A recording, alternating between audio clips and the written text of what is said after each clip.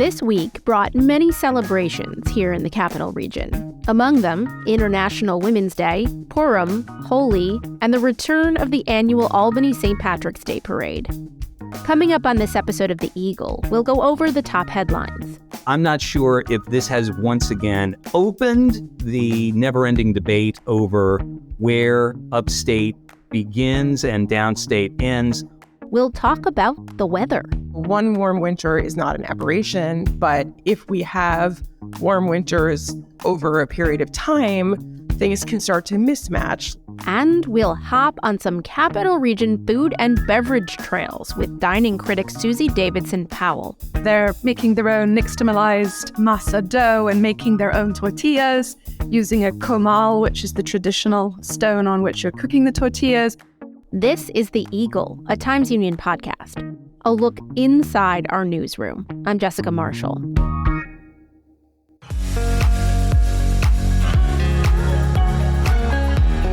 If you're enjoying this podcast, take advantage of all the Times Union has to offer and support our efforts to bring you award-winning journalism by becoming a Times Union subscriber today. Go to timesunion.com/subscribe.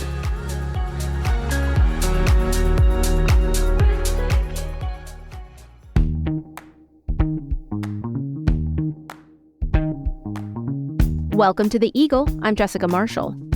All right, now let's discuss what appeared in the Times Union and on timesunion.com this week. All right, we're here once again with Times Union editor-in-chief Casey Seiler. Let's talk about the top stories this week. We'll start with a shakeup in the executive chamber, a shakeup in the Hochul administration. What's going on there? Yeah, the former acting state budget director, Sandra Beatty, has left her position, forced out, according to what Brendan Lyons, our Capitol Bureau chief and managing editor for investigations, have heard, alongside Rajiv Rao, who is the deputy chief information officer for technology and the chief technology officer at the State Office of Information Technology Services. And I'm sorry, I'm using the word technology a lot, but there you go. But that is the agency that effectively serves as New York State government's IT division. This is all taking place amid an examination of whether government contracts worth a lot of money that both Beatty and Rao worked on followed procurement guidelines. And apparently the executive chamber, meaning Governor Kathy Hochul's office, has referred this matter to the Office of the State Inspector General for examination, let's say. Now, no one here has been accused of wrongdoing to this point, but it is obviously a rather shadowy exit in the case of Ms. Beatty, and a leave of absence that is being taken by Mr. Rao. Needless to say, your acting budget director is somebody that you definitely want to have on hand when you are in the middle of a state budget negotiation. And we should note that Ms. Beatty's exit took place right around the same time that Robert Megna, who was the top budget director for former governors David Paterson and Andrew Cuomo, agreed to come aboard as budget director for this legislative session, which, of course, ends in June. The state budget, however, is supposed to be negotiated by the end of March because the state fiscal year begins again in April. We have a very, very busy Capitol Bureau right now. Head over to the New York State section on timesunion.com to see everything that they are reporting. All right, let's move on. Let's talk about the Central Warehouse again. We've talked about it many times on this podcast, this famous Albany eyesore. And this week, the former owner of the Central Warehouse had his claim to complain about the Albany County taking it from him dismissed. So tell us more about that. Yeah, a federal judge, Lawrence Kahn, has dismissed the claim by Evan Bloom, who was, depending on how you look at it, the former owner or the current owner of Central Warehouse. Yeah, I struggled with how to introduce that. Well, yeah, that's fine. I think it's fair to say that legally, at least, he is currently the former owner of Central Warehouse because Albany County has taken ownership of it. He sued, claiming $1.5 million in damages after the county seized this humongous, extraordinarily monstrous former refrigeration building right alongside, in sort of the heart of the warehouse district and alongside some very significant developments that are coming up down by the riverside, as the gospel song would have it, in downtown Albany. Now, the dismissal was, as they say, without prejudice. It was largely due to the apparent failure of Mr. Bloom's lawyers to file responses in this case. He can refile it, but you kind of wonder if Mr. Bloom is thinking he might be reaching a point of diminishing returns in this legal effort to hold on to this wonderful, decrepit property. And also, I think we need to have a side discussion as to whether or not it is Central Warehouse or the Central Warehouse. Is that like the Ohio State versus Ohio State? I'm going to say the Ohio State University. I've never heard anybody say the Central Warehouse. Maybe we could start something. All right. So we're going to stay with the Central Warehouse here. We're talking about the past of the Central Warehouse just now. And now let's talk about the future. Chris Churchill wrote a column about some complications with the potential future of the Central Warehouse. What's going on there?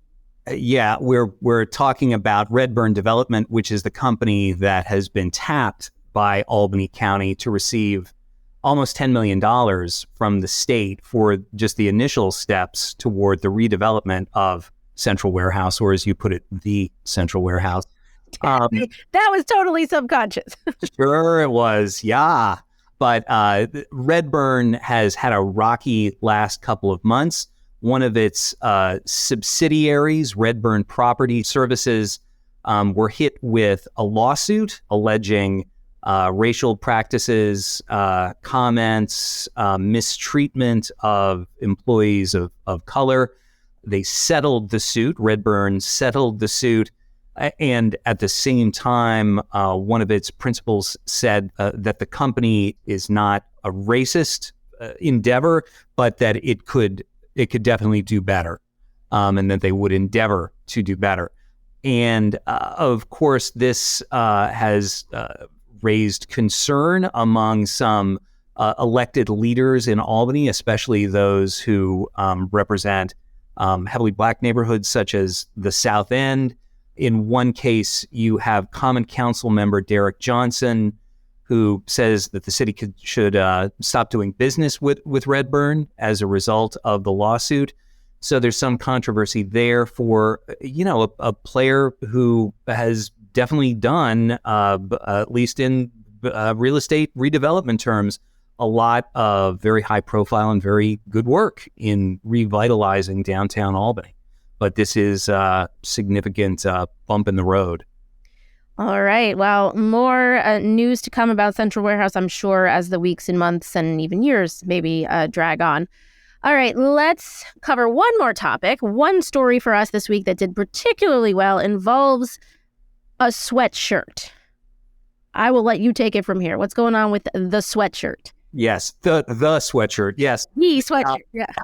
This is a hoodie being offered by H&M, the sort of affordable, fashionable retailer that has the word upstate in the kind of lettering that you would see, for example, in the gift shop at the Ohio State University.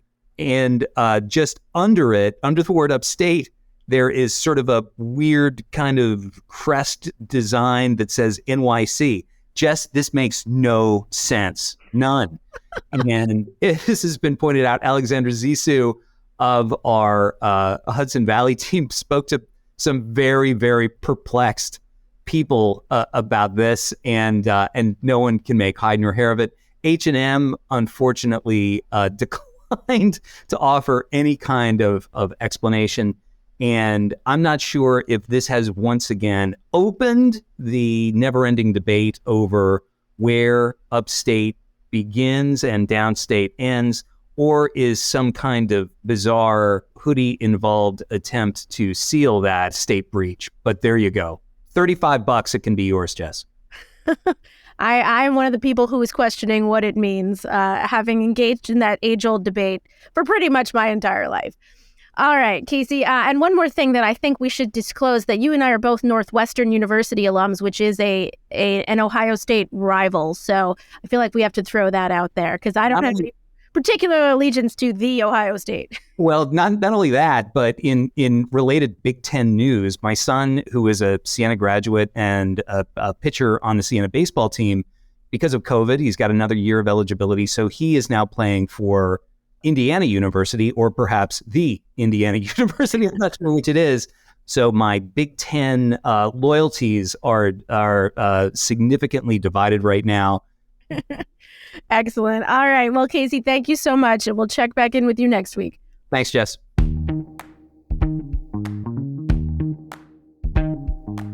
As always, you can learn more about all of the topics and the issues that we discuss on this podcast at timesunion.com. All right, let's talk now about one of my favorite subjects, the weather. It's not news to many that the winter of 2023 has been a mild one. Record high temperatures from the Adirondacks to New York City have had repercussions that are rippling across the eastern part of the state. Economically, it's hurt ski resorts and attractions like ice castles in Lake George. Physically, it's caused tragic accidents on lakes and waterways that weren't quite frozen enough to support typical winter activities. And environmentally, it poses a threat to flora and fauna in various ways. But those side effects and others of an unseasonably mild winter don't necessarily just end when spring finally arrives. And that's as Times Union contributing editor Alexandra Zissu recently reported. I connected with her to find out more about what those consequences may be. Tell me, what's the weather been like?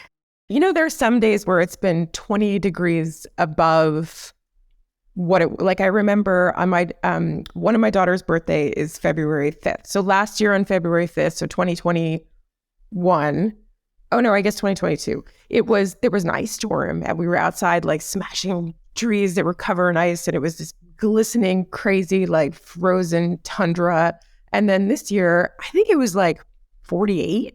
It's eerie.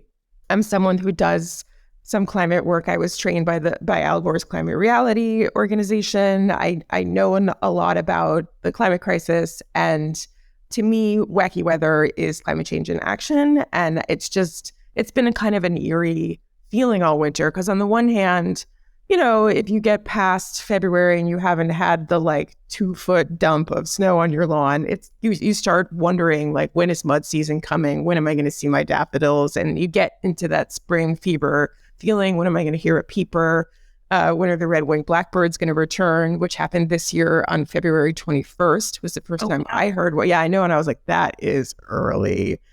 So one of the things that you address in the article that you wrote is the fact that, you know, it's not completely and utterly unusual, for weather in February to be so warm, but there are, according to the the experts that you interviewed, some concerning elements. So I admitted my bias about my sort of climate reality training on purpose. So when I got on the phone with the experts, the local experts who know about when this life cycle of ticks, or when bears emerge from hibernation, I appreciated the, of course, scientific approach to one warm winter doesn't equal the rest of it's not catastrophe. I mean, there is probably a catastrophe coming, but it's not. This is not, you know, like let's root it in sort of scientific theory. So one warm winter is not an aberration, but if we have warm winters over a period of time, things can start to mismatch. Like a bird will emerge or come back north earlier than the insects that they're meant to eat come out, and things will start to mismatch. And like I think in the story, a zoologist from the DEC was saying, like, there's a kind of hare that is actually more north near Albany, typically in the Adirondack Park area, that it camouflages itself yearly by turning brown or white. And when there's no snow on the ground and it turns white, it's now more visible to predators until, evolution, that animal will probably evolve to match when the snow is and isn't coming in the future. But at the moment, they're really exposed. And evolution is quite slow, as studied. So there's kind of two aspects of this, in my opinion. One is kind of the long-range forecast, for lack of a better term, climate change overall. What are the more immediate concerns? You mentioned the T word. The T word, yeah. So I talked to a guy who I often talk to whenever I have a tick question at the Carey Institute in Millbrook. They've been studying the life cycle of ticks for decades, and he is saying they will emerge earlier this year in a warm weather year. The nymphs, which are the tiny little ones that you can't really see when you tick checks, are absolutely going to emerge several weeks ahead of time. And he said, get ready. So, and then he also said that the bigger ones, which you can see, the adult ticks, they never went away this winter because we had so many days above 40 degrees, which is when they come out. Snow doesn't kill ticks. It just sort of keeps them under a snow layer, and they're nice and insulated down there so they don't come up. But when there's no snow on the ground, they've been around all winter. So he was saying it's not necessarily that we're going to have more ticks this year. It's just that the nymph cycle, they're going to come out earlier. So you might not necessarily taking the precautions that you normally would in the spring or summer. Yep. So get out your long white socks, or however it is you like to protect yourself, and sort of stay on the carriage roads rather than, deep in the woods in the leaf litter. And around here where I am, and I'm in New Paltz, I'm in the Hudson Valley. It's not that we don't all then get tick-borne illnesses, but we do know at this point how to protect ourselves as much as possible from those tiny little guys. The thing that we don't quite know as a culture yet how to protect ourselves from is toxic algal blooms. What besides ticks do we have to fear about the warm, unusually warm winter that we've had? So last year, where I am, sort of on the Wallkill River, there were these crazy green, sludgy blooms of yuck. And it turns out that stuff can really be harmful. Like if your dog goes in the water or swallows some of it, they could, be vomiting or be sick or worse things, and it can create respiratory issues. And I talked to Dan Chapley at Riverkeeper about those because he was testing that stuff last year, and we had an article in the Times Union about it last year by my colleague.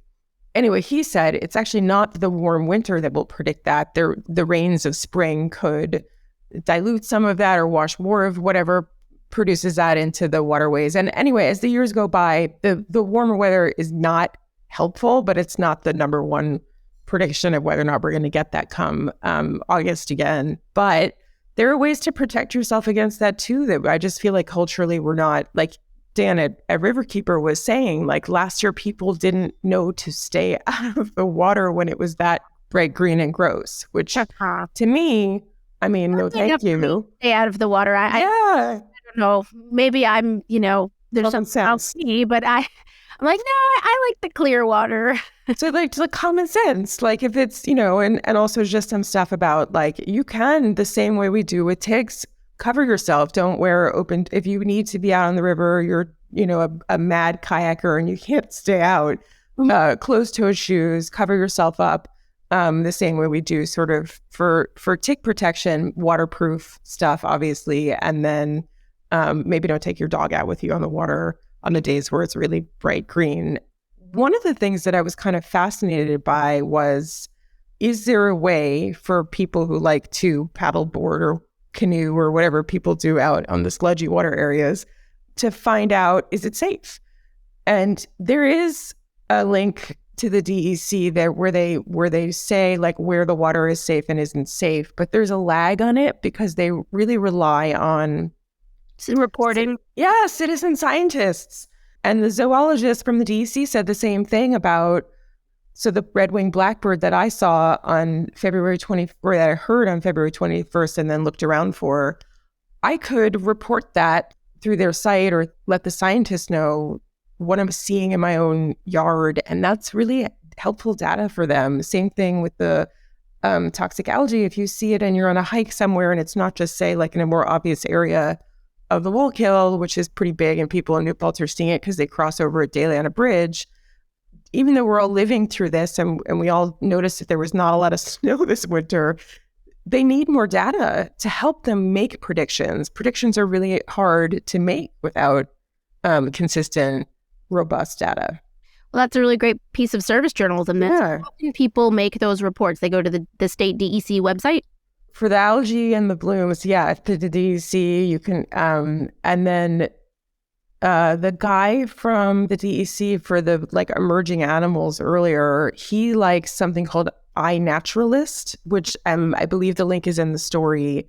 And, I don't think it would occur to most people to be like, hey, I saw a bird, I'm going to go report it on the DEC site. But if you are also walking around in this warmer weather without a lot of snow, or maybe you're feeling bad for the local businesses, the skiways and stuff that probably had a pretty bad season, or you're thinking like, oh, all these places that earn so much money in the summer because people come up and they do like to kayak or paddleboard or canoe, you can be helpful. And I like that, because when I feel despair about the climate or warmer weather, I want to help. And that's like a tangible thing that we could all do if you're interested. There's more information on where and what you can report from your backyard as a citizen scientist at timesunion.com. After the break, we will hop on the Capital Region Taco Trail and learn where you can get expertly made, non-alcoholic cocktails, all with Times Union dining critic Susie Davidson Powell.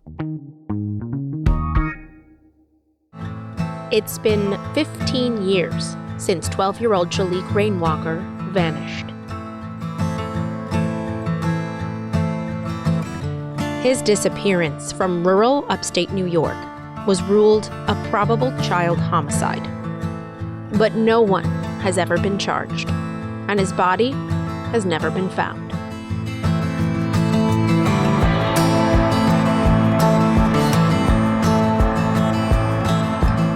This is Rainwalker, the Lost Boy.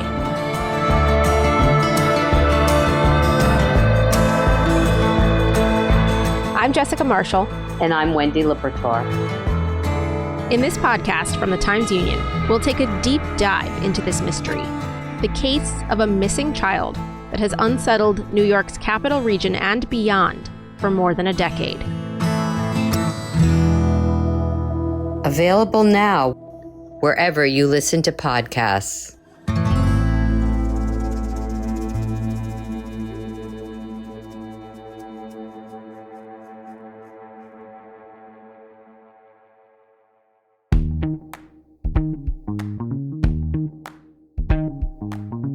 Welcome back. You're listening to The Eagle, a Times Union podcast. I'm Jessica Marshall. We are going to hop on the line now with Times Union's food and drink critic Susie Davidson Powell. If you follow her Food Life newsletter, which you can subscribe to at timesunion.com, or anything that she writes for us, you know that she is absolutely on top of local dining trends. In the past few weeks, she's focused on putting together comprehensive guides to different types of food and beverages across the region. Most recently, she compiled a Capital Region Taco Trail, 13 taquerias from Columbia to Saratoga counties, where you can get authentic and delicious variations of the traditional Mexican dish. She also put together a cocktail crawl that highlights local bars and restaurants that are doing innovative things with non-alcoholic mixed drinks. I caught up with Susie this week to get a taste of what she's highlighted.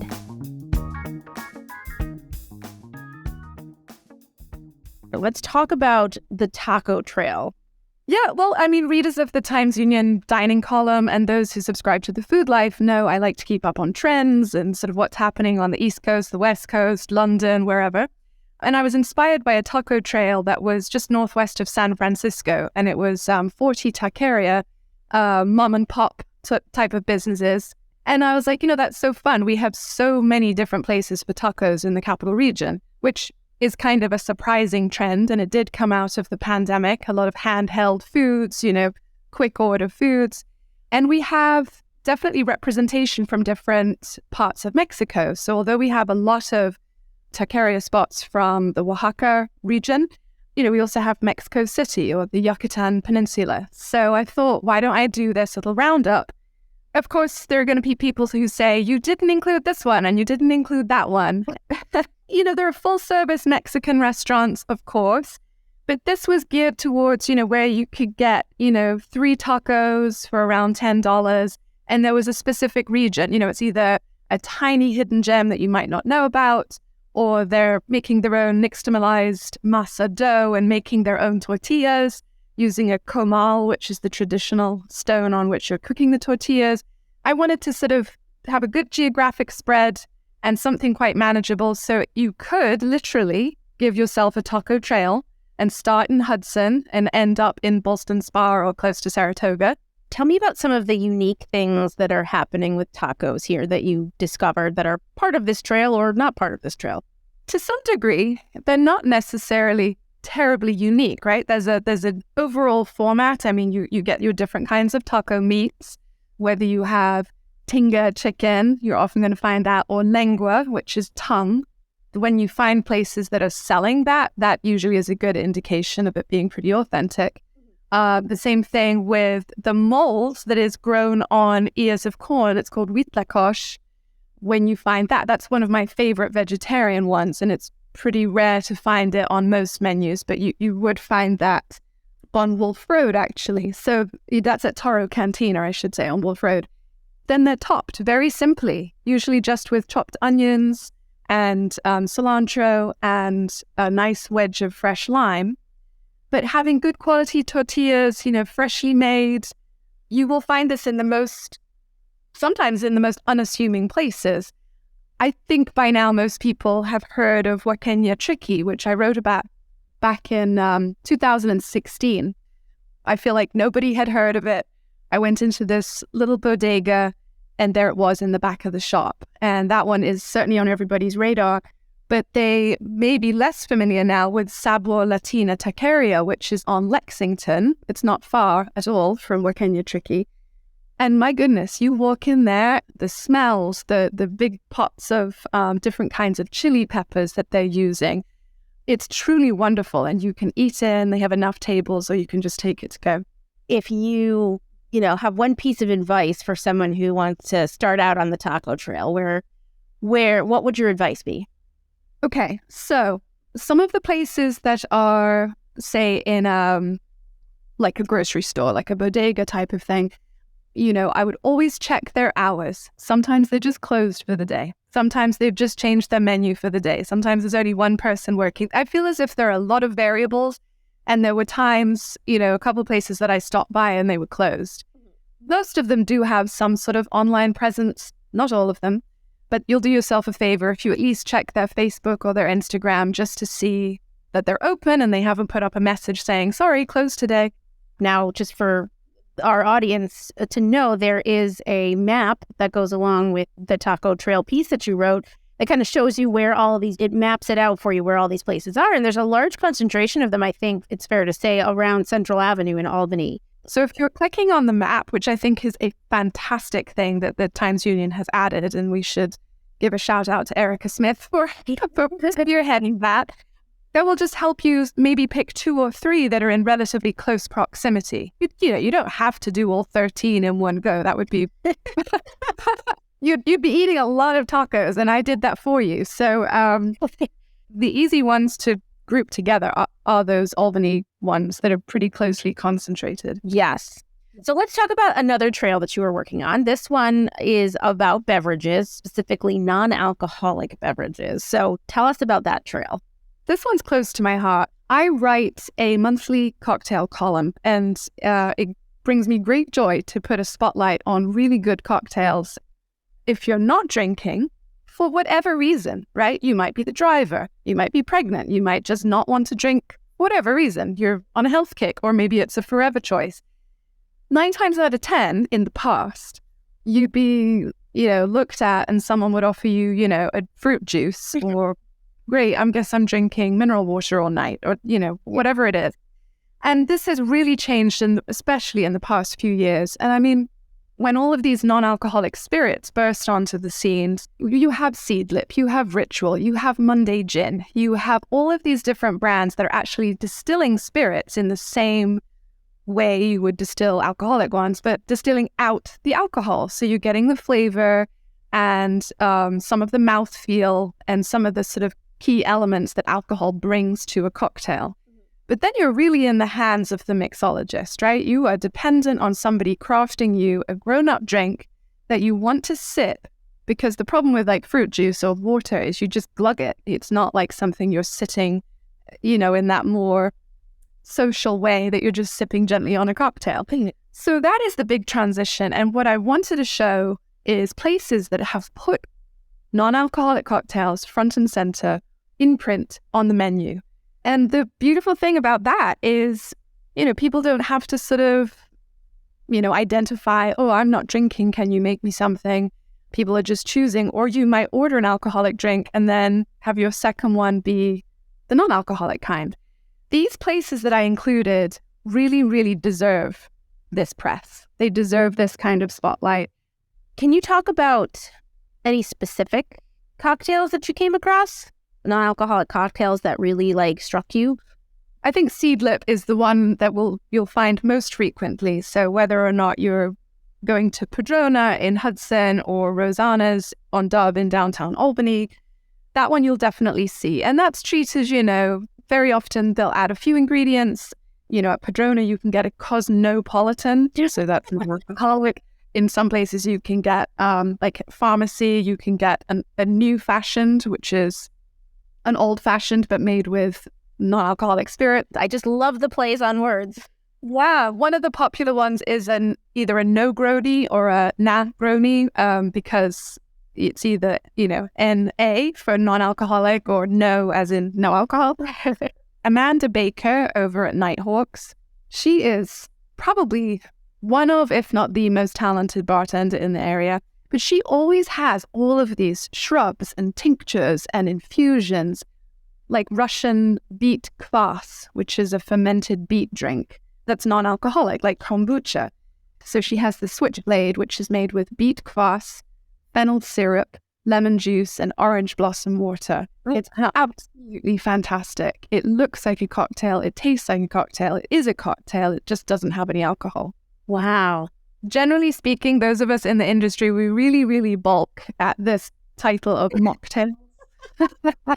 That's like my pet peeve. Of course, there's nothing wrong with it, but these are grown-up drinks that are carefully made, and they absolutely deserve the title of cocktail. They just happen to not have alcohol. All right, that's it for this week. I'm Jessica Marshall. We'll be back next week with another look inside the newsroom here at the Times-Union. In the meantime, check us out on Facebook, Twitter, YouTube, and Instagram, or head on over to timesunion.com for the latest news and features. The Eagle is a production of the Times-Union. It's produced and edited by me, Jessica Marshall, with help from the Times-Union digital team and the newsroom. Special thanks this week to Casey Seiler, Alexandra Zissu, and Susie Davidson Powell for their contributions to this episode.